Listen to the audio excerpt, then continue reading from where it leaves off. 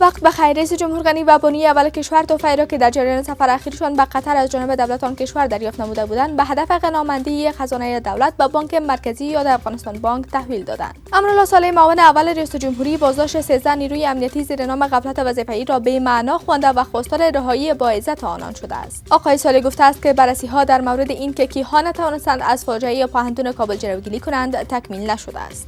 سرور دانش معاون دوم رئیس جمهوری میگوید نزدیک به 13 میلیون تن یا 44.6% مردم افغانستان امنیت غذایی ندارند. وی همچنان می‌افزاید برای مبارزه با فقر به پیشرفت‌های علمی نیاز داریم و هم بر پایه عدالت. وزارت دفاع ملی میگوید استر ژنرال محمد یاسین زیا لوی درستیز قوای مسلح از زحمات و تلاش‌های خستگی ناپذیر منسوبین قوای هوایی در راستای تامین امنیت مردم به خصوص در حوزه جنوب غرب کشور قدردانی نمود و در حدود 100 مکتب در هرات و بهره برداری سپرده شد. سرپرست وزارت معارف میگوید که ساختمان این مکاتب در 2 سال پسین در 17 ولسوالی هرات ساخته شده است.